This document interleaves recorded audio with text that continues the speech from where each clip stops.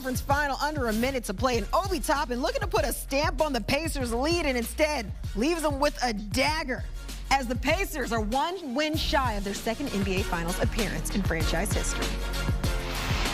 We're now joined by CBS Sports NBA analyst John Gonzalez and former NBA player and coach Avery Johnson. And guys, I want to start this conversation with what went right for the Pacers, John, because we spoke pregame and you said they need to close quarters. Well, they finished the first 3 quarters on a run of some sort. So I'm going to be honest, they must have been listening to CBS Sports HQ. They listened to John Gonzalez because they did just that. But what impressed you with their performance?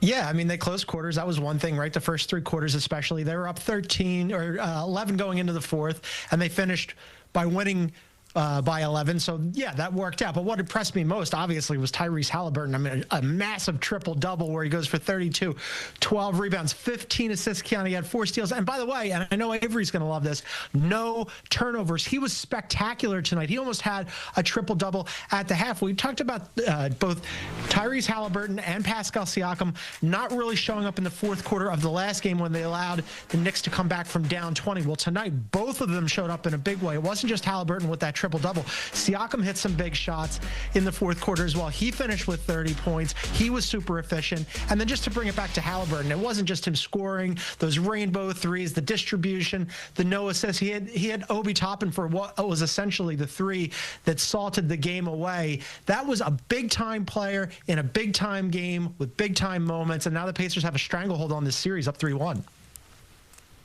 Yeah, Indiana, they picked on Mitchell Robinson to start this game. The switches by Mitchell Robinson was ineffective. Tyrese Halliburton took advantage of those switches, and he was magnificent. Remember, John, Keanu, I said that Indiana needed to make 12 or more threes to have a chance. That was one of my keys to victory for Indiana. Mission accomplished. They shot the 3 extremely well. And then Ben Mathurin, he had 20 points off the bench in 12 minutes. Let me say that again. Ben Mathurin had 20 points off the bench in 12 minutes. The Knicks bench combined for 21 points. So just complete domination. I was really disappointed with the Knicks defense, specifically Mikal Bridges and also Jalen Brunson. Jalen Brunson, they're gonna call him Luka 2.0 if he doesn't improve on the defensive end of the floor. So great win by the Indiana Pacers. They were extraordinary on the offensive end of the floor. Yeah, Coach, because we talked coming into this game, and you gave me the keys to a Knicks victory, and you emphasized bench scoring and their defense off the bench. Meanwhile, didn't quite show up here when it mattered. But, guys, I feel like we have to put some more respect on what we saw from Tyrese Halliburton having one heck of a performance. John, you mentioned some of those numbers. 32 points, career-high 12 rebounds, 15 assists, but not a single turnover in this game. Coach, what are we witnessing here from Tyrese Halliburton, and how crucial will he also be? I don't want to jump ahead here, but how crucial will he be, say the Pacers do make the finals? Yeah, we're witnessing why the Sacramento Kings have a complete change in their front office, because they've traded De'Aaron Fox and now before him Tyrese Halliburton.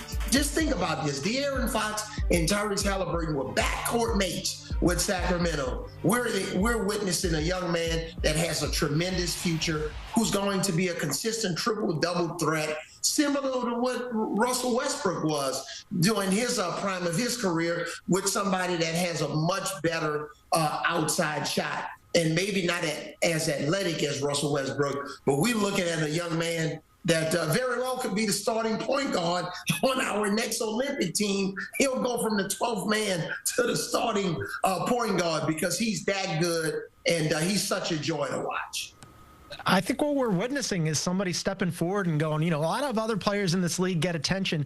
Generally, when Tyrese Halliburton has gotten attention, it hasn't always been positive. You saw that athletic poll that voted him most overrated. Well, That's been flipped. He's most underrated. I mean, he made the All-NBA team, and with good reason. He has been fantastic this postseason. I mean, there's a big reason why they have now gotten, the Indiana Pacers have gotten to their second straight Eastern Conference Finals, and they're one game away from making the NBA Finals. And we spent so much time talking about Ant Edwards taking the 6th seed to his second straight Western Conference Finals. Well, he's one game away from going home. All these guys that love to hate Tyrese Halliburton, I don't know what you're going to do after this. You're in absolute shambles. It's a ruins for you. I know New York fans can't stand this guy, but man, there's no shame in losing to somebody that's on a heater like this. He's been fantastic, Kiana. Yeah, you said from most overrated to most underrated. I forgot about him being voted that, but I know he certainly hasn't forgotten. We're seeing that in his performance this series. But meanwhile,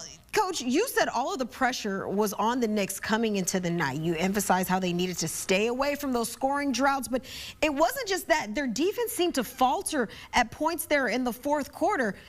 What did you find is the biggest difference from New York from Game 3 into Game 4?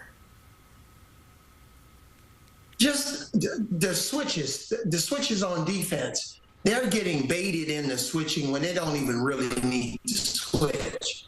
And then Karl-Anthony Towns has always been a little problematic defensively, especially being the last line of defense. Zone a little bit. Play some zone.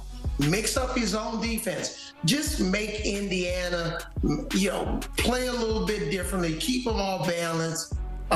They got to force more turnovers. They're not getting enough deflections on defense. But they got to mix it up a little bit. Get Tyrese Halliburton as involved in the defense as the Indiana Pacers are trying to get Jalen Brunson involved. So we're not going to see, John, that dangerous levels of bing bong in New York after what we saw in Game 4.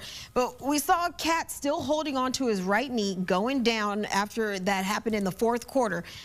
Is it a done deal for New York as we head back to the Garden? How do they manage to just salvage this series, if they can? It's pretty close to a done deal, right? 3-1 comebacks in NBA history. You can see the graphic there on the screen. There's only been 13 teams in NBA history who have ever come back total in the playoffs to win a series, let alone in the conference finals. So it's not looking good. I mean, Avery was right. Jalen Brunson's defense, I love the joke about calling him Luka here because his offense is fantastic. He's Mr. Clutch. He's awesome in the fourth quarter, but he gives away a lot of points defensively. Cat, he was good in the last game. He kept them afloat in the fourth quarter, and they got a win. He was even good tonight offensively, but then he banged his knee. The defense leaves something to be desired. OG and Bridges, it depends on the night. Bridges early in the game wasn't great. Then in the fourth quarter, he had some big threes, but a little too late there. Mitchell Robinson, Avery mentioned that.